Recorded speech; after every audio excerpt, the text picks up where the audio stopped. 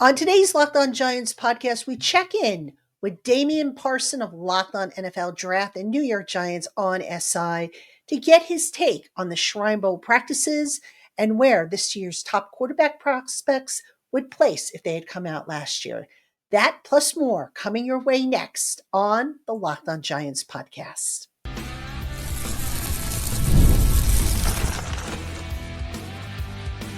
You are Locked On Giants, your daily New York Giants podcast. Part of the Locked On Podcast Network, your team every day. Today's episode of the Locked On Giants podcast is brought to you by FanDuel. Super Bowl 59 is here, and there's no better way to make every play more exciting than with FanDuel Sportsbook.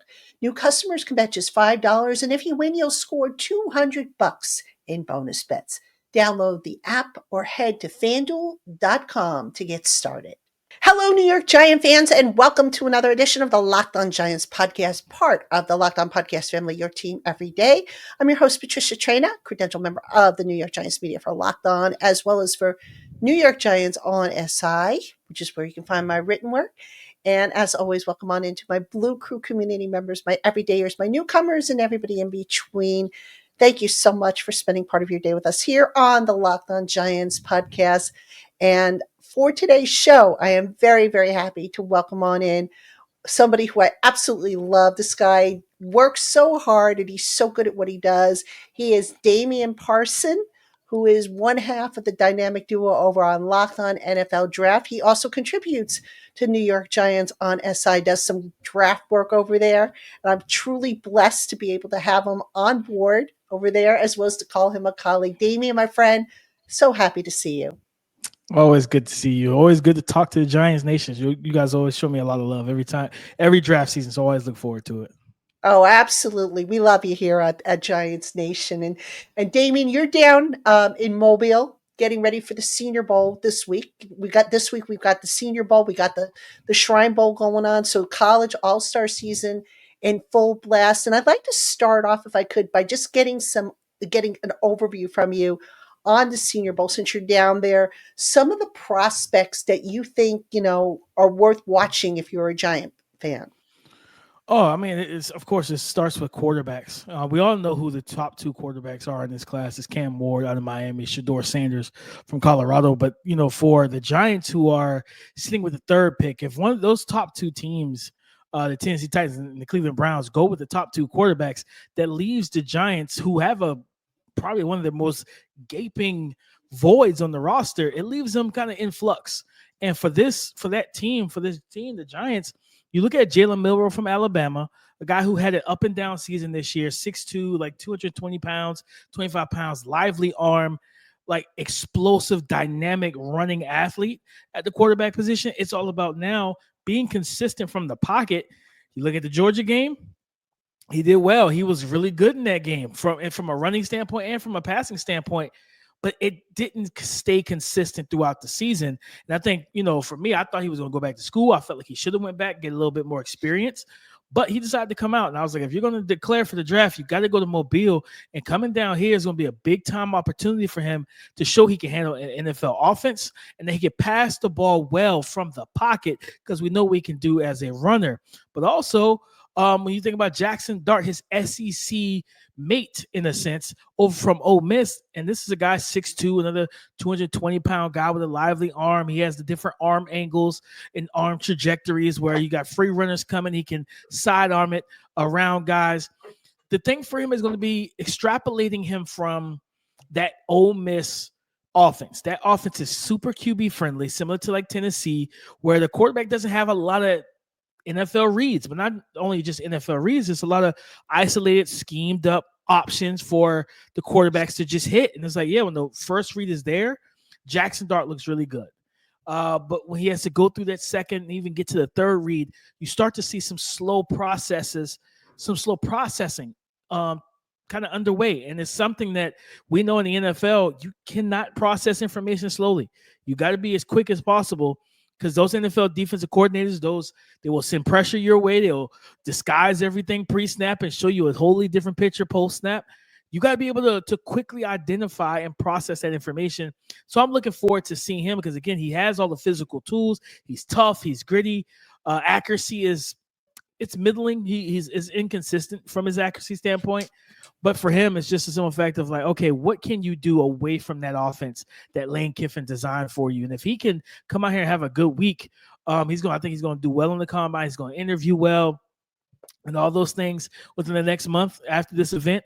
But yeah, I look at those quarterbacks for sure as the top two. Will Howard from Ohio State, who won the national championship game, he's not going to be here this week because of the fact that the CFP committee had the college football playoffs go so deep into January. These kids, like a lot of those Ohio State kids, backed out because, like, man, we just went through a gauntlet to get to the national championship game. We need to let our body rest and everything like that. So I totally understand that decision from them. There's also a kid from Canada, Taylor Elgersma. And I watched some of his tape, and yeah, he's pretty interesting. Good arm. He can sling the rock. And like, I know we had the young man I think he's with the Bears, who came from a small school about, I believe it was 2 years ago, who got drafted by the Bears on day 3. I think this kid has more talent than he did. So just looking at this quarterback class for the Giants, you definitely want to start there.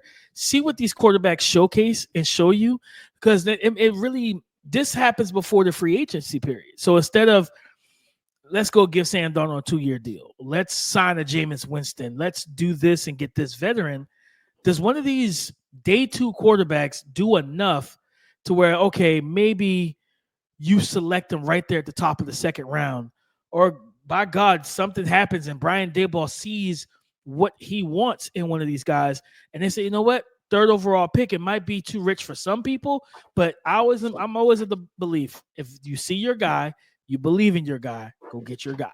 Like, that simple as that. So starts with quarterbacks for sure. And then, of course, I think receivers as well. Like, and this is a pretty good crop of receivers when you're talking about Pat Bryant, 6'3", 200 pounds from Illinois. A physical guy, can be a power slot, can work as a Z and an X receiver, good ball skills, good route runner at his size as well. Of course, Elic Ayomanor, one of my favorite receivers in this class, 6'2", 215, ball skills, strong-handed, can play all 3 wide receiver positions. And I think when you have a star receiver like Malik Neighbors, getting somebody that can play every single position is what you want out of his number 2 as his running mate, because then Malik Neighbors lines up everywhere. So you don't want to pigeonhole him and take away his creativity. You get another guy that can also, if you want Malik to play at the Z, you need a guy that can play the X. If you want Malik to play in the slot and you have somebody else that you want to motion the tight end out to the X, and you put Malik in the slot, you can put Elic Ayomanor at the Z. He can play all those different positions, but also a contrast of playing styles. Malik Neighbors is that dynamic, explosive, like run after catch threat that can be a deep threat as well. And then Elic Ayomanor is a guy that he can work the vertical plane down the field, but he's also really good just in the short to intermediate, those slants. You're about 3rd and 5, and you got double coverage backside on Malik Neighbors. You're like, okay, I got 1-on-1 to Elic. I'm gonna throw that slant on 3rd and 5, and I got a guy that can go get me that first down. So I think the wide receiver position is one of those positions that Giants fans, along with the running back position, the quarterback position, should absolutely be keying in on, because you want to get a quarterback to help Malik Neighbors, but also I would get another bigger, especially a bigger body target to help whoever's at quarterback, and then take some of that pressure off of Malik as well. Damian, I've been absolutely itching to ask you this question about the quarterbacks in this class. A lot of people wonder, where would these quarterbacks rank if they were coming out last year? Because there doesn't seem to be a consensus, oh, we've got a Jaden Daniels in this class. Oh, we got a Drake May in this class.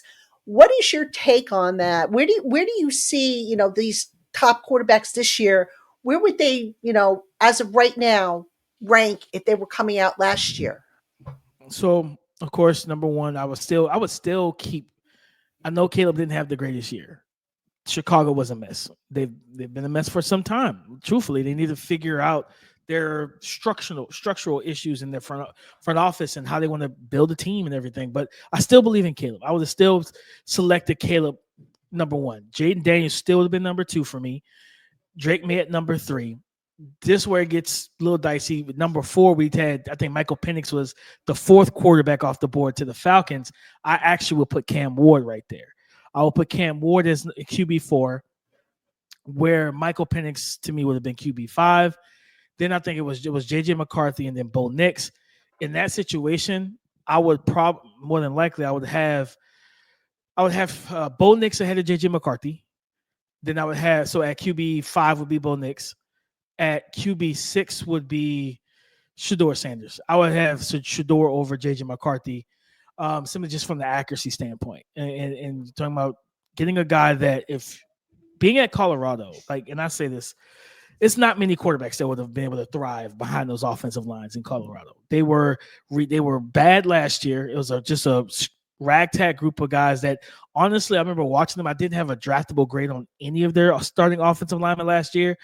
And then Coach Brown brought in, he got the 5-star number 1 offensive tackle as a freshman, Jordan Seaton, to come in and start from day one. They brought in some other transfers from the Big Ten, from the SEC, to help give them a functional group.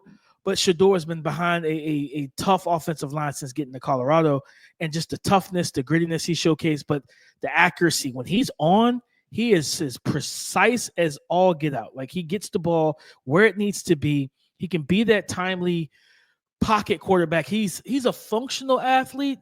Shedeur is not going to rush for 500 yards. If it's 3rd and 5 and you play man-to-man coverage and your rushers get out of their rush lanes and they're not disciplined, he'll scramble and get you 5, sometimes 10, maybe 15. He's not somebody you're going to run QB zone read with. He's not somebody you're going to run QB counters and QB powers. He's not a quick starter. His speed is more a little bit more of the buildup. So, in the arm talents, it's good. It's NFL caliber. It's just not elite. It's not that next tier of arm talents where it's like, okay, we're going to be able to make some of those high, the Josh Allen throws, the Patrick Mahomes throws, the Lamar Jackson throws. I don't think he's going to be able to make the consistent throws that you see, those wild throws where it's just like, listen, that's just Mahomes being Mahomes. That's just Lamar. That's just Josh Allen. I don't think he has that ability in him, but he could be, to me, I think I comped him to, his comp is going to fall anywhere between Teddy Bridgewater and Joe Burrow. And I think that if you can get an even medium there, you got yourself a 10-year starter in the league.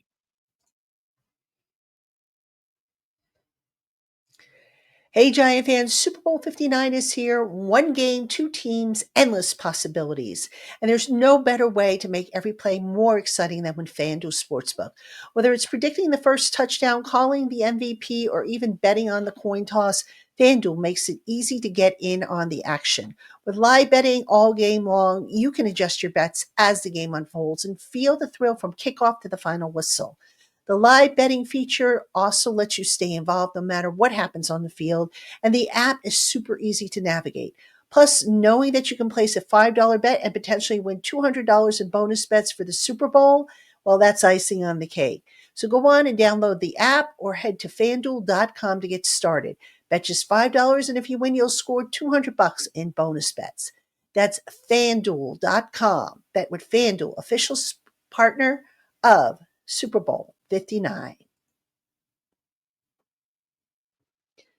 In terms of the offense the Giants run, it sounds like, and correct me if I'm wrong, but it sounds like maybe Cam Ward is a little bit better fit. Would you agree with that? 100%. I think Cam Ward, like that, and again, that win over Indianapolis, I'll never get over for the Giants, because I felt like that was a win that you didn't need.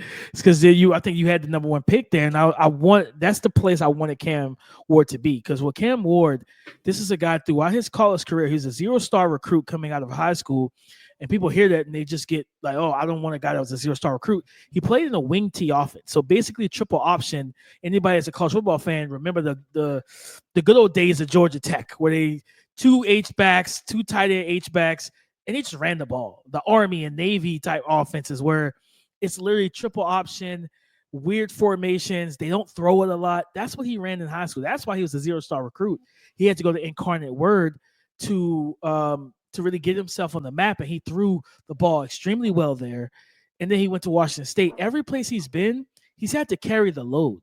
And I think for me, it's like Coach Coach Daboll he's got success with different guys. He was in New England with Tom Brady and the cast of quarterbacks they had there. He spent time at Alabama with Tua and I believe Jalen Hurts. And of course, what he was able to do with Josh Allen in Buffalo before coming to New York and helping Daniel Jones play the best ball of his career that one year that led to him getting the $40 million extension, right? So I think a quarterback like that, who you saw the conversation we all saw on Hard Knocks that he had with like Malik Neighbors. And it's like he's the type of coach that can handle that type of mentality, that type of mindset that I want the ball, I want to dominate. Cam Ward's a guy like that too. And Cam Ward said, I'm a gunslinger. Like I want to make those plays. I think a coach like Brian Daboll will be perfect for him because he can walk up to him after a big turnover and say, hey, remember, you don't have to carry us. We have Malik Neighbors. We have Tyrone Tracy. We have Theo Johnson and Wan'Dale Robinson. You don't have to shoulder the entire load. So it's just all about helping him make better decisions because similar to a Mahomes and a Brett Favre, like he's an aggressive passer. Like he'll extend plays, get out of the pocket, and beat pressure. And then he's looking to make that big throw down the field. And he's going to kind of, in the scouting term, we always say it's easier to tell a guy to heel than sick him, like with a dog. It's easier to rear him back than tell him to be aggressive. And for him, it's all about just rearing him back. And you saw that down the stretch during the season after he had some turnover games where he was like, okay, I'm not going to put the ball in harm's way. I'm going to dump it down. I'm going to trust my running backs to catch it, make a play. And I think putting him in that offense with Tyrone Tracy, who's a former wide receiver anyway, catches the ball extremely well. I think that would be a match made in heaven for Cam Ward because he will go into an opportunity to be coached by to me, Brian Daboll still is one of the better minds in the NFL as a head coach and as a play caller, and get to learn from a guy like that who's going to put his best foot forward to make sure you're successful. Now, Damian, I want to ask you about the defensive side of the ball because one of the glaring needs on the defensive side of the ball is defensive line. Dexter Lawrence cannot do this by himself. My understanding is the defensive line depth is really good this year. Mm-hmm. Who are some of the guys that you think would be a great fit next to Dexter Lawrence?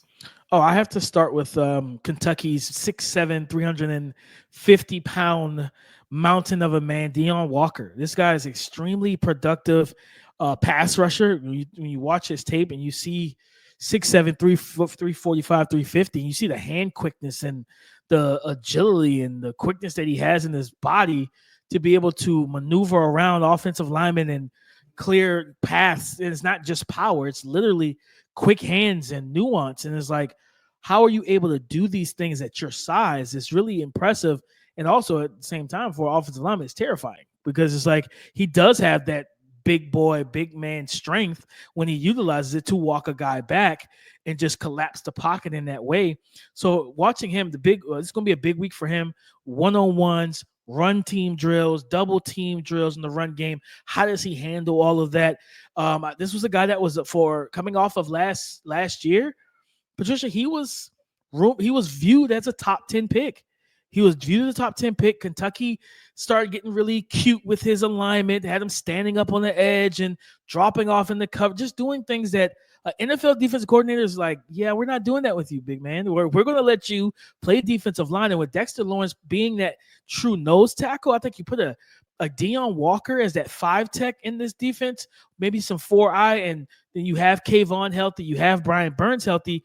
I always go back to this. The Giants defenses were always at their best when they can get after you with 4. Well, you can just drop 7. You don't have to send pressure. Drop your backers, drop your corners.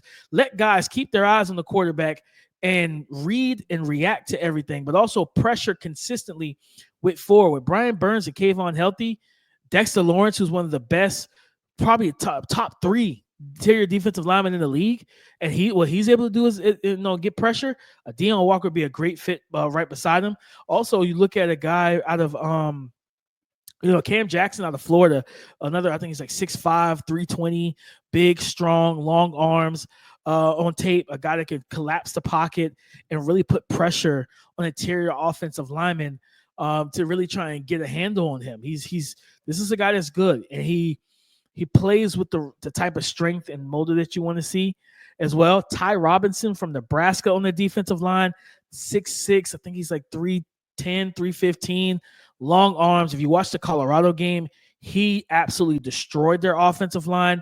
I don't think Nebraska wins that game if Ty Robinson doesn't play as well as he played, because he started that game out on fire. And he plays with the mentality of, I shouldn't be blocked.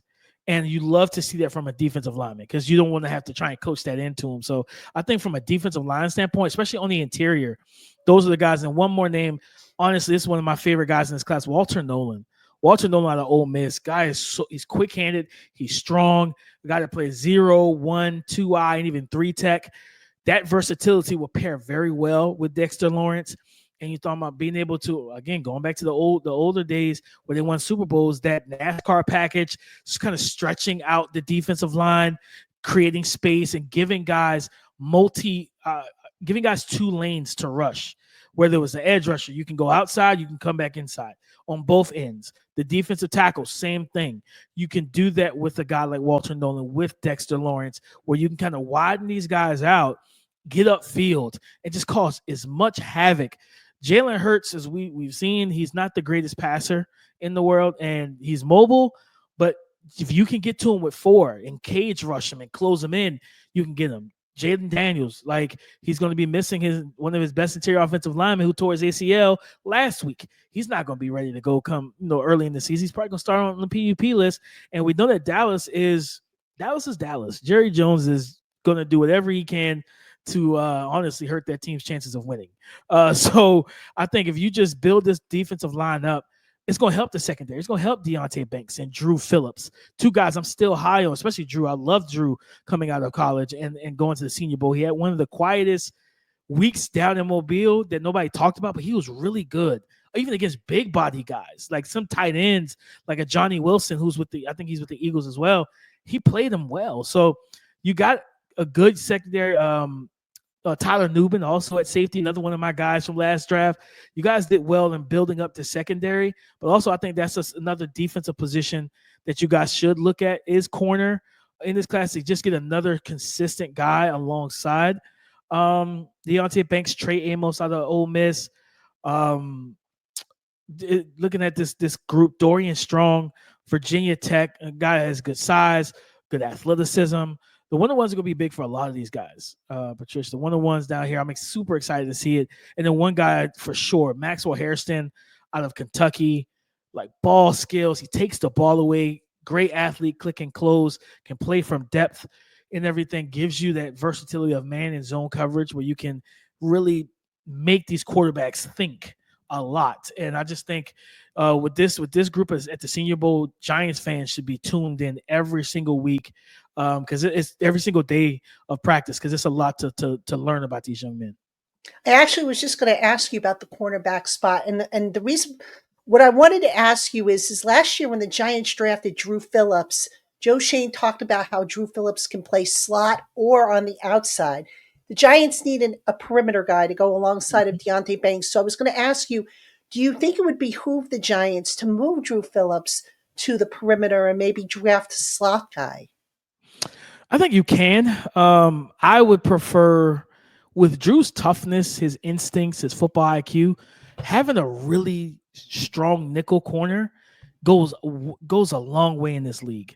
And I think for them, I would keep Drew in the nickel, but I would draft a guy that can play both, to where then you can match up with size, athletic profiles, different things of that nature. Like, you can match your guys up better.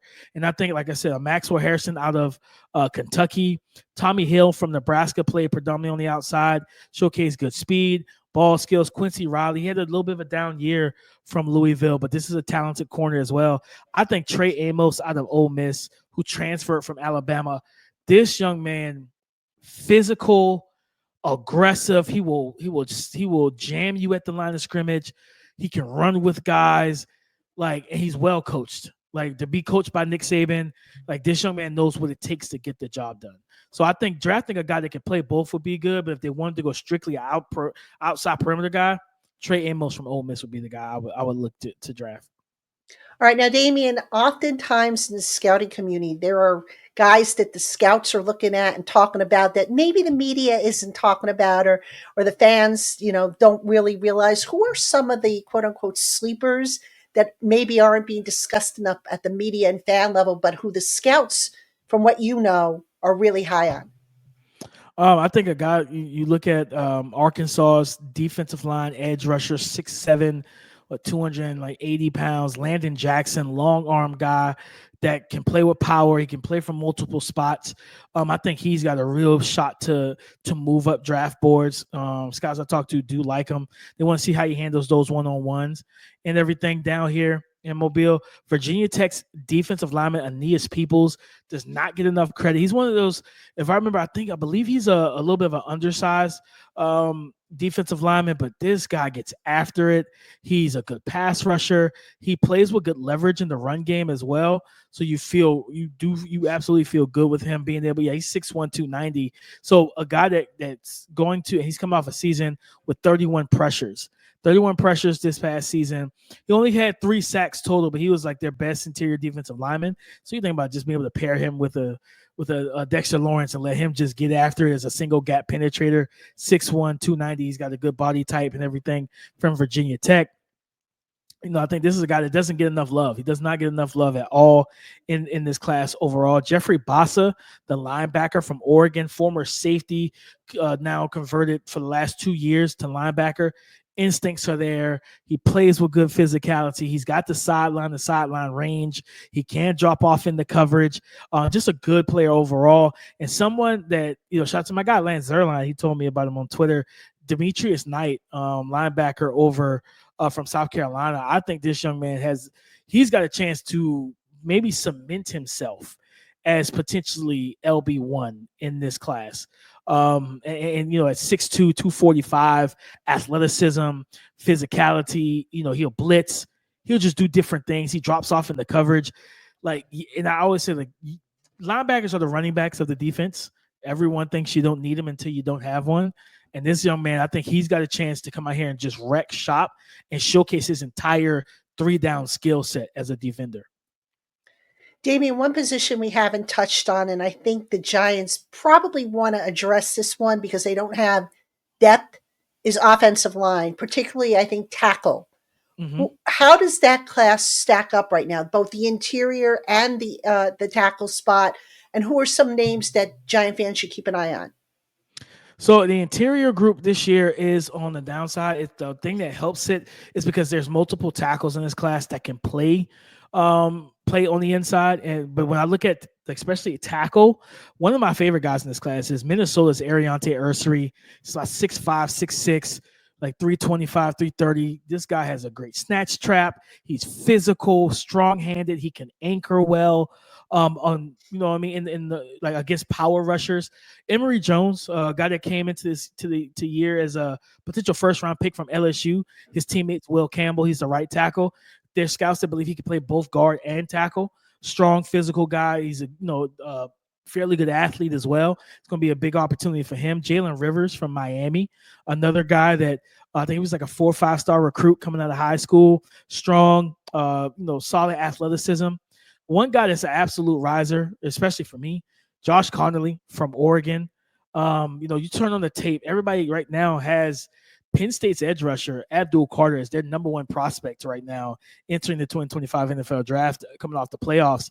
He pretty much locked him down. I don't believe he gave up a pressure, a hurry, or a sack when they faced each other in the Big Ten championship game back in December. Josh Connolly is a hyperactive footwork, really nimble. Mike Mayock used to call the big guys who are athletic dancing bears. That's what Josh Connolly is. He's got really good lateral agility. He can mirror and match rushers.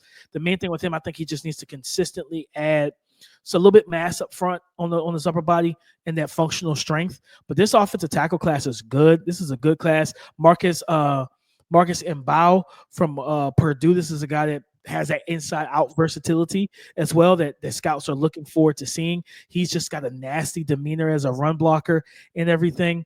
Wyatt Millen from West Virginia, another guy that people really view as a hybrid. I talked to one person and said, I think he can play all 5 offensive line spots from both tackles, both guards, and even center. This is just a good offensive line group total, but this tackle class it's a good tackle class. And I think, it's got depth as well. And like I said, it's going to be some guys. Anthony Belton, sleeper from North Carolina State, big guy, physical guy. We got to see how he handles these speed rushers out here. Chance for him to make some money. All right. Now, Damian, I know free agency is probably going to change some of this, but you're the Giants. You're on the clock at number 3. Travis Hunter is off the board. Cam Ward is off the board. Do you go with Shedeur Sanders? Do you trade down, or do you go in a different direction? You go with Shedeur, in my opinion. I think you go with the quarterback. You go ahead and get your quarterback. I love Travis Hunter, but you draft Travis Hunter, you can't. Could you kick the can down the road to next year? Of course. Is that always beneficial? No, it's a very dangerous thing to do. And I just look at it from the aspect of, if it's me, I'd rather go ahead and get my quarterback now. You have the weapons in place. The offensive line is much better than what he's accustomed to at Colorado. And also you can run the ball. That's something that Colorado couldn't do either. They couldn't run the ball. With Tyrone Tracy, I love this kid coming out of college last year. And I think, to lose Saquon and then to get this young man who can line up in the slot, be a pass catcher out of the backfield, but also run the ball very well and be on a cheap contract that he is, you feel good about that. I say you get Shedeur, go get your quarterback, and then you take the rest of this draft, in my opinion, and you build around him, whether it's adding another weapon and getting these offensive linemen, improving that defense. And he walks in as QB1, and you just take it slow with him throughout the season and allow him to get that confidence up, let the game slow down for him. I say you go, if you're at 3, if Abdul goes early, 1 or 2, and Cam Ward's gone, you go Shedeur Sanders. Hey, Giant fans, as a small business owner, your work doesn't end when the clock hits 5 o'clock. Your business is always on your mind, which means that when it's time to hire, you need a partner that works just as hard as you do. That's where LinkedIn Jobs comes in. When you clock out, LinkedIn clocks in. LinkedIn makes it easy to post your job for free, share it with your network, and get qualified candidates all in one place. LinkedIn's new feature can help you write job descriptions and then quickly get your job in front of the right people with deep candidate insights. And here's a pro tip. Add the hiring frame to your profile picture to double your reach to qualified candidates. No wonder that 72% of small businesses say LinkedIn helps them find high-quality hires. Post your job for free at linkedin.com/lockedonnfl. That's linkedin.com/lockedonnfl to post your job for free. Terms and conditions apply. Hey, Giant fans, if you're looking to join an exclusive community of Big Blue Faithful where you can discuss the team and receive inside information in a toxic-free environment, then you need to check out the Locked On Giants Blue Crew community. Members get access to our exclusive by invitation only Discord channel where we can talk with one another, ask questions, get breaking news, and so much more. Plus, as part of the Locked On Giants Blue Crew, I text exclusive updates and info directly to your phone, and you can communicate with me via text one-on-one.